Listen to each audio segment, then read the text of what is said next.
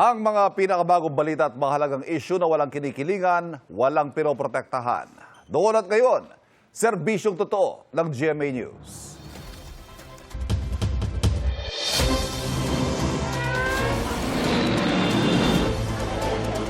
Sa ngayon po ay Pinsala.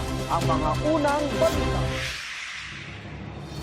Bago pa man humina at naging low pressure area ang Bagyong Luis, nagdulot ito ng malakas na ulan at baha sa ilang bayan at lungsod sa Pangasinan. Dahan-dahan ang pagtakbo ng mga motorista dahil sa naipong tubig sa Dagupan, Calasiao Road. Patuloy na binabantayan ng lokal na pamahalaan ng Calasiao ang mabababang lugar, lalo na sa mga malalapit sa Marusay River. Ayon sa isang residente, nagiging lampas taong baha roon kapag tuloy-tuloy ang ulan. Binahari ng Tapwak Road sa Dagupan City. Tumaas din ang baha sa ilang residential area dahil sa high tide at ulang dala ng bagyo. Sa Alaminos, nagbabala ang Barangay Kibuar Council na malapit ng umapaw ang kanilang dam. Inabisuhan nila ang mga residente na iwasang lumapit sa dam at mga ilog habang minomonitor ng mga otoridad ang sitwasyon. Naranasan din ang malakas na ulan na hatid ng Bagyong Luis kahapon sa Aurora. Sa bayan ng Dipakulaw, binahangin ang kalsada malapit sa spillway sa Barangay Dianed. Ayon kay News Cooper Mark Mico Belen, umabot kasi doon ang tubig mula sa spillway kasunod ng pag-ulan at pagbagsak ng tubig mula sa kabundukan. Naging pahirapan tuloy ang biyahe ng mga motorista at residente. Sa ilang kalsada naman, humambalang ilang bato at lupa mula sa gumuhong bahagi ng bundok. Agad nagsagawa ng clearing operations ang LGU.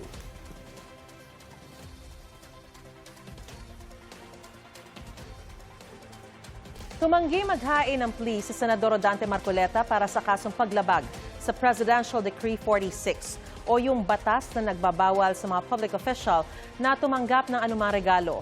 Ayon sa abogado ng senador, may nakabinbim pa kasi silang mosyon sa Korte Suprema dahil dyan Sandigan Bayan ang naghain ng not guilty plea para kay Marcoleta.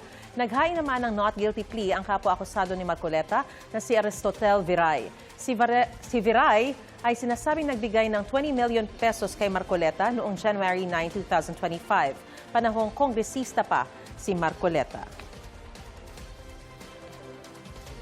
Napag-iiwanan na raw ang edukasyon sa Pilipinas ayon sa isang organisasyon. Bukod kasi sa kakulangan sa mga silid-aralan at guro, malaking problema sa bansa ang mahigit 20 milyong Pilipinong functionally illiterate.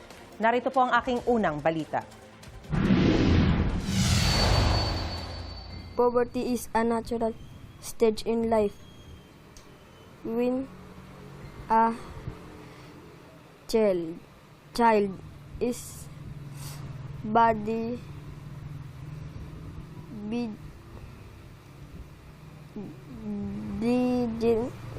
digent to grow. Grade 5 na ang 11 anyos na batang ito na itago natin sa pangalang Tonton.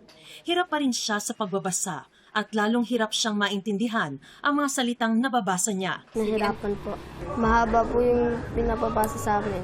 Na ano po ako naiiwan. Nalungkot po kasi naiiwan ako. Napansin na raw ito ng kanyang ina at mga guro noong grade 3 pa lang siya, kaya pinasok siya sa TALAS program o Tutorials to Advanced Learners Academic Skills, isang programa ng lokal na pamahalaan para i-tutor at tulungan ang mga estudyanteng magbasa at mapaunlad ang kanilang literacy at kakayahang matuto. Pero tila hindi pa rin sapat. Tingin ng kanyang ina, kulang daw po siya sa practice sa pagbabasa, ganun.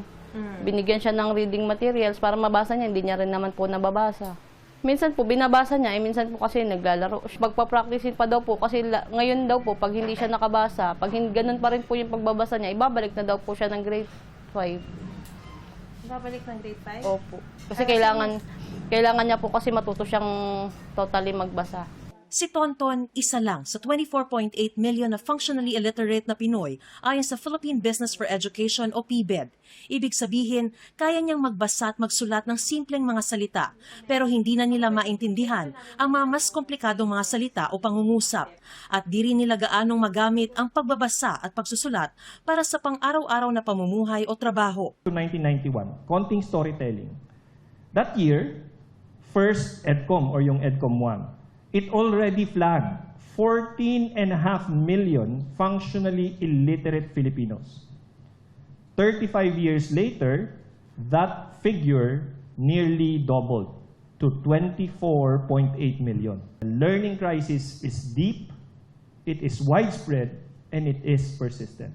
Sa mga resulta ng Trends in International Mathematics and Science Study o TIMSS, halimbawa, palaging kulelat ang Pilipinas sa math at science sa loob ng mahigit 2 dekada.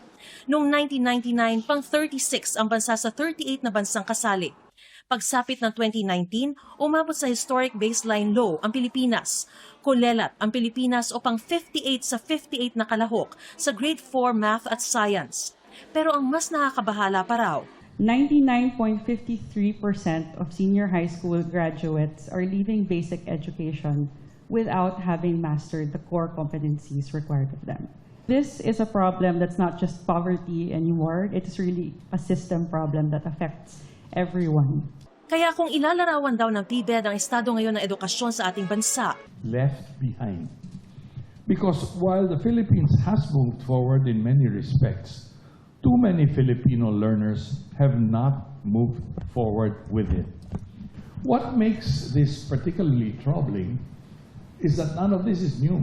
hindi rin lamang kakulangan ng tinatayang 23,000 na guro ang problema, malaki rin ang kakulangan sa mga silid-aralan. Ayon sa PBED, umaabot na sa 165,000 ang kulang ng mga classroom. Lumalala rin ang job skills mismatch dahil hindi tumutugma ang mga kasanayang taglay ng mga nagtatapos sa mga pangangailangan ng mga employer.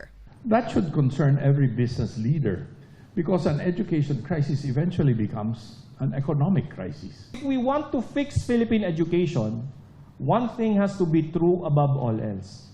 Education policy must outlast politics. Paano? 5 things. Please bear with us. Unang-una, we need to insulate education policy from political transitions. Hinikayat din ng PBED ang mas malaking pamumuhunan sa early childhood care and development, pagpapalakas ng mga lokal na pamahalaan at paaralan sa paggamit ng pondo, mas malawak na partnership sa pribadong sektor at paghalal ng mga pinunong maglalagay ng edukasyon bilang pangunahing prioridad. A great deal has been done. Our message is that we no longer have the luxury of doing things slowly. The pace of reform is still nowhere near the scale or urgency of the crisis.